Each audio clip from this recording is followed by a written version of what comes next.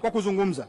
Mheshimiwa Spika, katika mjadala wa hoja za bajeti, Mheshimiwa Mrisho Gambo, mbunge wa Arusha mjini, aliwasilisha tuhuma nzito kuhusu miradi miwili mikubwa inayotekelezwa na halmashauri ya jiji la Arusha, yaani ujenzi wa jengo la utawala la halmashauri na ujenzi wa soko la Semunge.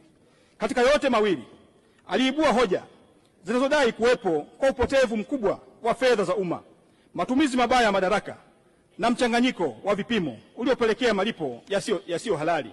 Mheshimiwa Spika, kwa heshima kubwa, kwa heshima ya bunge hili na kwa maslahi ya taifa, nina wajibu wa kuweka bayana ukweli wa mambo haya.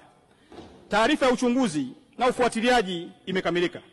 Kwa kibali chako, Mheshimiwa Spika, tutakuwa tayari kuiwasilisha mbele ya bunge lako hili tukufu kwa namna utakavyoona inafaa. Lakini kwa unyenyekevu mkubwa, niruhusu niseme maneno ya mwisho kabisa. Mheshimiwa Spika, TAMISEMI ni wananchi na TAMISEMI ni serikali hasa. TAMISEMI ni serikali hasa. Niwathibitishie Watanzania, hakuna senti ya Watanzania iliyopotea katika miradi yote hii miwili. Mheshimiwa Spika, ni muhimu tutofautishe hoja za kujenga na lugha za kuchomea. Tuhuma zisizo na mzizi si hoja, ni cheche za siasa ambazo hazifai kuweka ndani ya taasisi zenye misingi ya sheria. Miradi ya maendeleo haijengwi kwa maneno, bali kwa mchakato. Tuhoji kwa hoja na tusihukumu kwa jazba.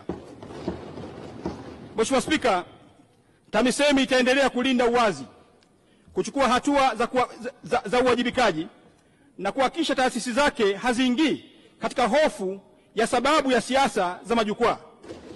Kama kuna jambo la kuchunguzwa, tutalifuatilia hasa.